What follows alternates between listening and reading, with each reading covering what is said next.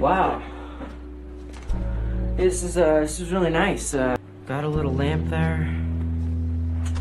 Is that Monet? What are you thinking? What are you thinking?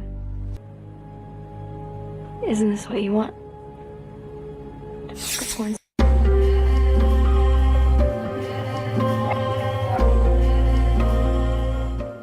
Seorang remaja bernama Johnny adalah tipe anak yang hidupnya lurus, nilainya bagus, nggak neko-neko, dan selalu mengikuti aturan.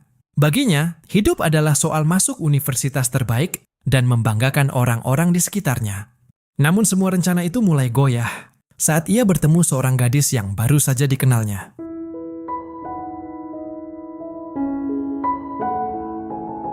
Ketika Johnny akan membuang sampah, tiba-tiba dia melihat seorang gadis cantik yang sedang turun dari mobil. Wanita ini tetangga barunya yang baru saja pindah di sebelah rumahnya.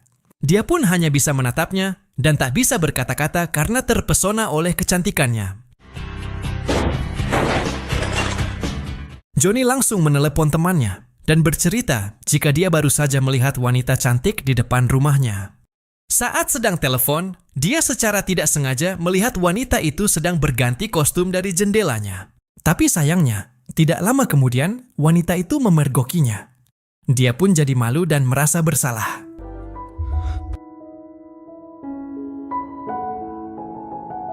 Singkat cerita, kedua orang tua Johnny memanggilnya karena ada tetangga baru yang sedang berkunjung memperkenalkan diri. Wanita ini bernama Siska. She's house-sitting while her aunt's away. Why don't you show her around? Kemudian, dia meminta Johnny untuk menemaninya jalan-jalan di sekitar komplek perumahannya. Setelah mereka saling mengenal satu sama lain dan berkeliling kompleks, tiba-tiba Siska menghentikan mobilnya, memaksa Johnny untuk melepaskan semua pakaiannya dan menyuruhnya turun dari mobil.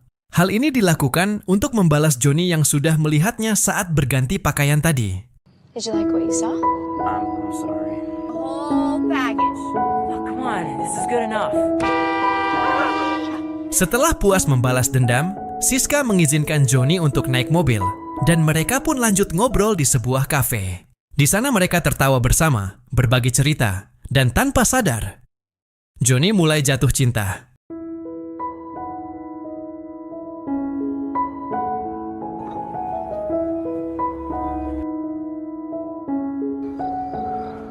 Good night.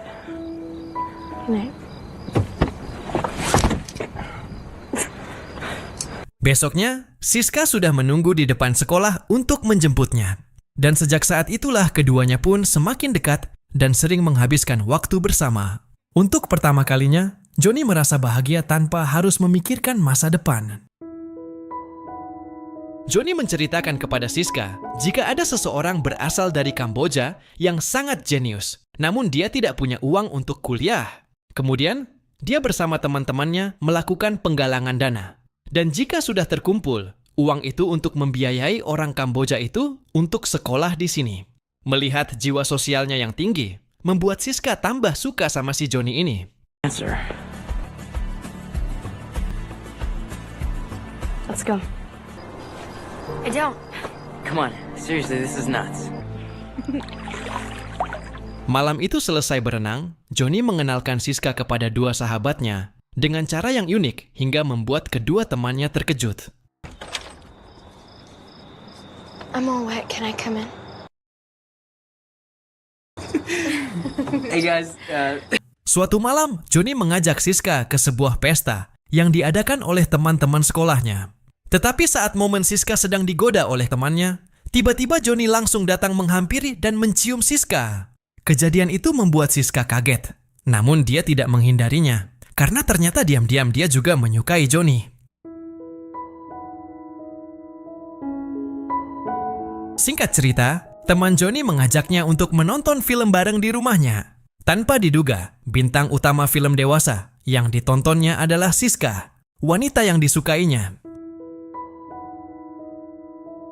Setibanya di rumah, Johnny melihat ibunya sedang mengobrol dengan Siska di ruang tamu. Johnny, yang masih terbayang dengan film yang diperankan oleh Siska, langsung pamit untuk pergi ke kamarnya. Siska kemudian langsung menyusul ke kamar Johnny dan bertanya apa yang terjadi kepadanya. Namun Johnny hanya terdiam dan membayangkan dirinya bermesraan dengan Siska di kamarnya. Are you okay? Yeah, I don't know. What can I do to make you feel better? Malamnya, Johnny mengajak jalan-jalan Siska dan berhenti di sebuah hotel. Siska yang memang punya perasaan kepada Johnny, mau saja diajak ke sana. Setelah berada di dalam kamar, Johnny malah menjadi salah tingkah dan grogi hingga dia terlihat menarik dan menurunkan resleting jaket berulang kali. Lalu Johnny bertanya kepada Siska, kenapa dia mau diajak ke tempat ini? Siska tidak menjawab dan malah bertanya balik kepada Johnny, kenapa dia mau dengannya dan mengajaknya ke sini. Siska juga menanyakan, So this is what you think of me. Johnny menjadi gugup dan grogi. Sampai-sampai kata-kata yang keluar dari mulutnya justru menyinggung perasaan wanita itu. Siska kemudian menangis dan pergi meninggalkan Johnny. Hari-hari pun berlalu, Johnny mulai merasakan kesedihan tanpa kehadiran Siska di hidupnya. Sampai suatu waktu, dia memberanikan diri menemui Siska untuk meminta maaf. I'm an idiot, okay? I saw the tape and I freaked out. Namun setibanya di rumah Siska, dia dikagetkan oleh keberadaan seorang pria bernama Joko. Joko adalah seorang produser film yang sedang menawari Siska untuk bermain di film terbarunya. Walaupun cemburu, Johnny tetap bersikap pura-pura tenang di depan Siska dan Joko.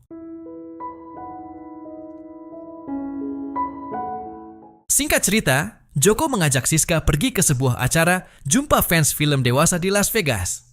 Johnny yang mengetahui hal itu, kemudian mengajak dua sahabatnya untuk menyusul Siska ke Las Vegas. Sesampainya di sana, si Johnny mendekat panggung yang digunakan para artis untuk fashion show. Siska yang berada di atas panggung dikagetkan dengan kehadiran Johnny. You're the best thing that ever happened to me, okay? Kata-kata itu membuat Siska sejenak terdiam terharu di atas panggung.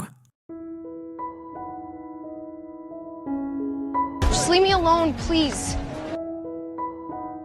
Joko yang melihat keberadaan Johnny di sana, lalu mengingatkan Johnny agar menjauhi Siska. Karena Johnny bisa menghancurkan karir Siska dan bisa merugikannya. Mendengar hal itu membuat Johnny tersadar, mungkin memang dia bukanlah jodohnya. Kemudian, tiba-tiba Johnny memberikan sebuah kertas bergambar wanita yang diberikan Siska kepadanya saat pertama kali bertemu, dan memutuskan kembali pulang. You're better than this.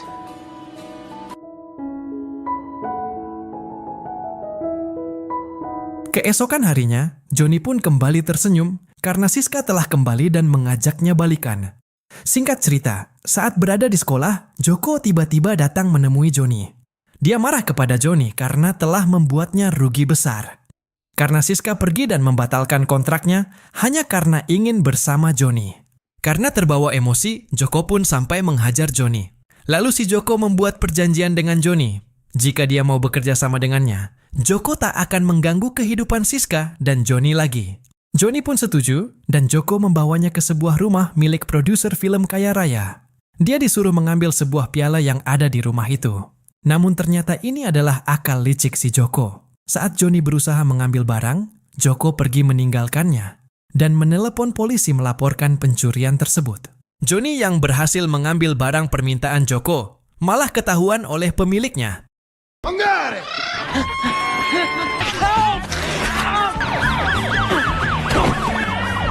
Beruntungnya, si Johnny berhasil kabur dan bersembunyi di bawah semak-semak.